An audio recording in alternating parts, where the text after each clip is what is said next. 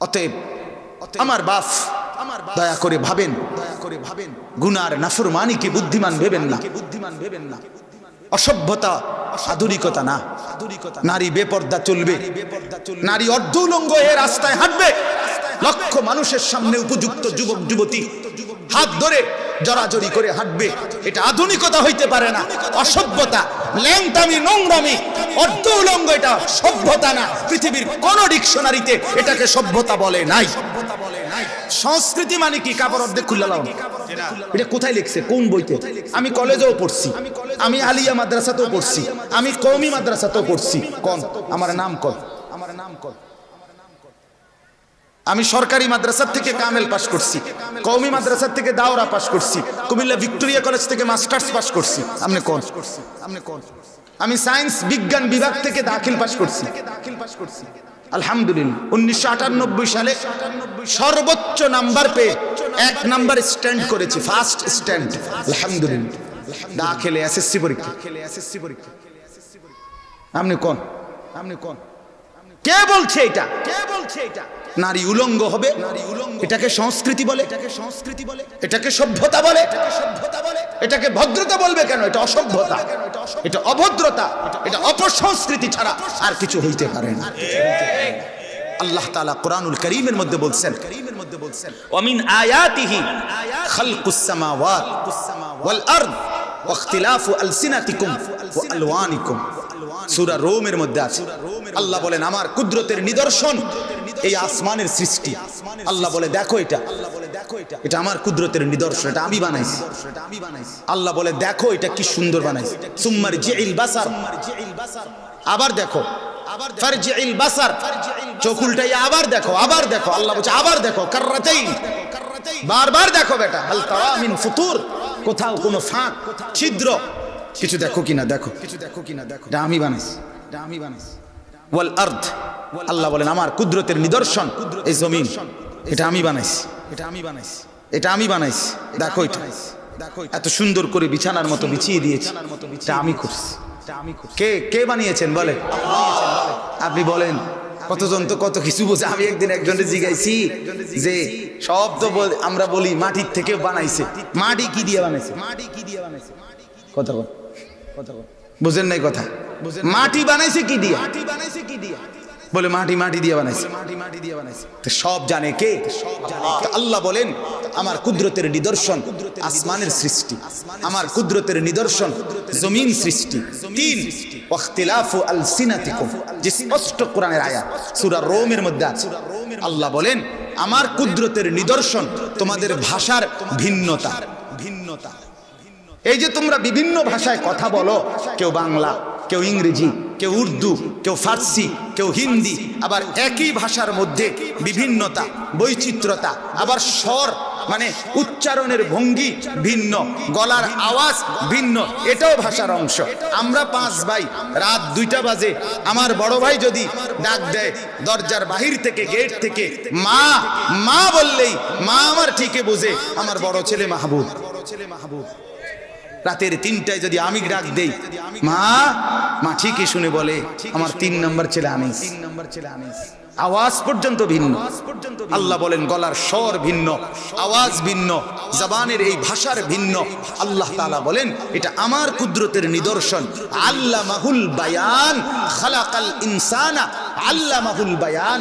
আল্লাহ বলে মানুষ বানিয়েছি আমি আল্লাহ, জবানে কথা বলার শক্তি, বর্ণনার বাচনভঙ্গি, উচ্চারণের শব্দমালা এটা দান করেছি, শিখিয়েছি আমি আল্লাহ। মা তো গত 4 মাস আগের থেকে কয় বাচ্চাটারে আব্বু বলো আব্বু, হেতে তো আব্বু কয় না। আল্লাহ যেদিন বলে এখন বলো, সেদিনই বাচ্চা বলে আব্বু। বলে মা আরো আগের থেকে বলতেছে না, হেতে তো কয় না। রব্বুল আলামিন বলে এই ভাষার উচ্চারণ, শব্দের উচ্চারণ এটা আমার দান, এই বিভিন্নতর ভাষণ। কুল হুয়াল্লাযী দারাআকুম ফিল আরদ, আল্লাহ বলেন আমি আল্লাহই তোমাদেরকে জমিনের চতুর্দিকে ছড়িয়ে দিয়েছি। আমি কেন বাংলাদেশে, সে কেন সৌদি আরবে, উনি কেন পাকিস্তানে, উনি কেন ভারতে, উনি কেন আমেরিকাতে, আরেকজন কেন ইটালিতে।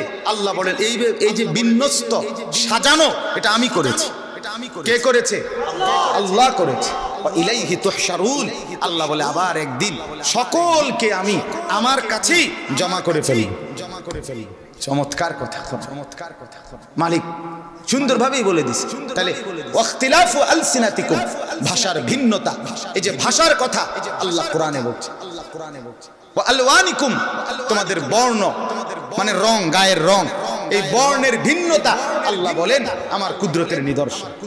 তুমি সাদা কেন, সে কালো কেন, সে শ্যামলা কেন, সে ফর্সা কেন, সে হালকা ফর্সা কেন, সে খুব সাদা কেন, এ লালচে কেন, এ হলদেটে ভাব কেন, আল্লাহ তাআলা বলে এটা আমার কুদরতের নিদর্শন। আমি আমার হাতে আমার বান্দা সাজিয়েছি।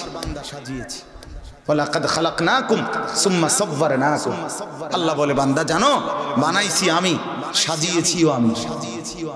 9 মাস তোমাকে আমি তোমার মায়ের রেহেমের ভিতরে রেখে আমার নিজ হাতে আল্লাহ বলে আমি কোন বলে সব বানাইছি। হও তো আসমান হয়েছে, হও তো জমিন হয়েছে, হও তো সূর্য হয়েছে, হও তো চাঁদ হয়েছে, সব আমি কোন বলে বানাইছি। তুমি বান্দাকে আমি কোন বানাই নাই, খালাকতুহু বিয়াদিয়া, আমার কুদরতি হাতে বানাইছি, হাতে হাতে বানাইছি। তুমি জানো না বান্দা, গত 9টা মাস তোমারে তৈরি করতে আমার লম্বা সময় লাগছে। আমি 1 সেকেন্ডে বানাইতে পারতাম, সেই আমি তোমাকে 9 মাস নিজের হাতে যত্ন করে বানাইছি। তুমি তোমার মাকে জিজ্ঞেস করো, মা, আল্লাহ কোনোদিন জিজ্ঞেস করছিনি 6 মাসের মায়ের গর্ভে যখন 6 মাস আল্লাহ কোনোদিন বলছিনি যে মা আজকে তোর ছেলের নাক লাগাবো, কোন হান দিয়া লাগাইতাম মা তুই বল? বলছে? আল্লাহ বলে না, মাকে বলি নাই, বাবাকে বলি নাই, দেশবাসী পাড়া পড়শি কাউকে বলি নাই, আমি আমার হাতে আমার পছন্দ মতো এখানে লাগাইছি। এজন্য বাপ আবারও বলছি, এই নাক এখানে কে লাগাইছে? পছন্দ হয়েছে তো? এই কান এখানে কে লাগাইছে? পছন্দ হয়েছে তো? এই চোখ এখানে কে লাগাইছে? পছন্দ হয়েছে তো? এই ঠোঁট এখানে কে লাগাইছে? পছন্দ হয়েছে তো? এই দাঁত এখানে কে লাগাইছে? পছন্দ হয়েছে তো? কোনো আপত্তি নাই তো? না না, সবাই কই তুইব কোন, কোনো আপত্তি আসেনি? তাহলে এখানে আপত্তি করলেন কেন? কি দোস্ত, কি দোস্ত, কি বুঝাইলেন নিজেরে? কি বুঝাইলেন নিজেরে? এখানে আপত্তি করলেন কেন? আপত্তি করলেন কেন? এটা কার থেকে সিদ্ধান্ত নিলেন যে আল্লাহ আপনার লাগানো নাক ঠিকই আছে, চোখও ঠিক আছে, কানও ঠিক আছে, ঠোঁটও ঠিক আছে, দাঁতও ঠিক আছে, শুধু এই দাড়িটা এখানে দেওয়াটা মানানসই হয় নাই, এটা আমাকে বলে দিয়েছে। যদি বলি তোমাকে কে বলছে, বলবে আমাকে নাপিত বলেছে। নাপিত, নাপিত তো দুনিয়াবাসী হাসবে, আহা শেষ পর্যন্ত নিজের রুচি নাপিত থেকে নিলা, নাপিত থেকে নিলা। তাইলে বলেন কে বলল? কে বলল? এই জন্য আবারও বলছি, আবারও বলছি, আপনি বলবেন দাড়ি ছাড়া আর ওয়াজ নাই, আছে ভিডিও কম, আপনি এটা শুনেন, কথা বলেন না। আপনি বলবেন সুদ ছাড়া আর ওয়াজ নাই, আছে মিয়া, ঘুষ আছে, কমু হেডা আগিরা শুনেন। কোনটা ছাড়া কোনটা নাই কি? আবার ইসলামের সবটার বর্ণনা আছে, ঠিক কিনা বলেন না কেন? তাইলে আল্লাহ আমাদেরকে বুঝ দান করেন। অতএব আমার বাপ, আমার এই বক্তব্যের মূল উদ্দেশ্য আপনাকে এই কথাটা বুঝানো যে আপনি আমি আবারও বলছি, প্রত্যেকেই আমরা গুনার উপরে মজবুত হবেন না, মজবুত হবেন বলেন ইনশাআল্লাহ। আল্লাহর ইবাদত বন্দিগির উপরে নিজেকে আগ বাড়ান। গুনাহ আর নাফরমানি লম্বা করে ফেললে, যেই কোনো গুনাহ, যেই কোনো পাপ দীর্ঘ বানায় ফেললে অচিরেই আল্লাহ তাআলা নারাজ হয়। আর একদিন আল্লাহ ইচ্ছে করে গোমরা করে দেয়, মোহর মেরে দেয়, চোখের সামনে পর্দা ফেলে দেয়। তখন আর কেউ আপনাকে আলোর পথে আনবার মতো পাবে না, মিলবে না। আল্লাহ যদি কারোর থেকে সরে যায়, নজর সরাইয়া ফেলে, তো তাকে হেদায়েত আর কে দিবে? এজন্য এই পরিমাণ গুনাহ কইরেন না, যেই পরিমাণ গুনাহ করলে আল্লাহ তাআলা আপনার থেকে নারাজ হয়ে যায়। আল্লাহ আমাদেরকে হেফাজত করেন, আল্লাহ আমাদের উপরে রহম করেন। আমি কোরআনুল কারীমের যে আয়াতগুলো পড়ছিলাম, লম্বা 10টা আয়াত পড়ছিলাম শুরুতে, সবগুলোর তরজমা ব্যাখ্যা আর এখন করা সম্ভব না। আমি শুধু তরজমাটা অল্প একটু বলি, কথাটা শুধু অনুবাদ বলে যাই, তাহলে আপনাদের একটু দিল লাগবে কথাটা শুনলে। কোরআনুল কারীমে আল্লাহ তাআলা বলেন, হাত্তা ইদা জা আহাদাহুমুল মাউতু, এই যে আয়াত আমি পড়ছিলাম, কোন নাফরমান, পাপী, জীবনভর যে পাপ করছে, অপরাধ করছে, মৃত্যুর সময় সে মালাকুল মউত আজরাইলকে আল্লাহ তাআলা বলেন তার সামনে মৃত্যুর মুহূর্তে দেখতে পাবে, আসবে, মউত আসবে, মানে হলো মালাকুল মউত আসবে তাকে জান কবজ করার জন্য। আর হাদিসে আছে নাফরমান পাপী ব্যক্তির সামনে ফেরেশতা জি আজরাইল একেবারে বিভৎস কুৎসিত আকৃতিতে এসে দাঁড়াবে। আর আজরাইলকে দেখেই প্রত্যেক নাফরমান পাপী একটা চিৎকার করে আল্লাহকে বলবে, ক্বালা রাব্বিরজিউন, আল্লাহ আমাকে একটু দুনিয়ায় আর কয়টা দিন থাকতে দেন, আর কয়টা দিন থাকতে দেন। ক্বালা রাব্বিরজিউন, আল্লাহ দুনিয়ায় থাকতে দেন।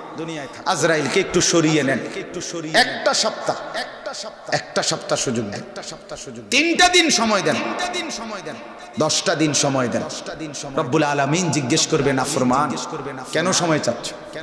সে বলবে লাআল, দ্বিতীয় আয়াত সূরা মুমিনুনের, লাআল্লি আমালু সালিহান ফিমা তারাকতু, আল্লাহ বিগত জীবনে যেই আমলগুলো ছুটে গেছে, নেক আমলগুলো করি নাই, সেগুলো এই সময়টুকু পেলে আমি পূর্ণ আদায় করব।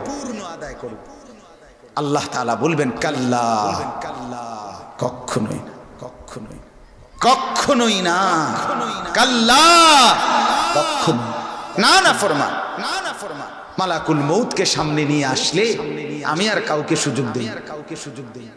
মালাকুল মউত আজরাইলের এই আকৃতি দেখে ফেরাউনও ঈমান আনতে চাইছিল। আজরাইল রে দেখলে ভালো হইতে চাইছে সবাই।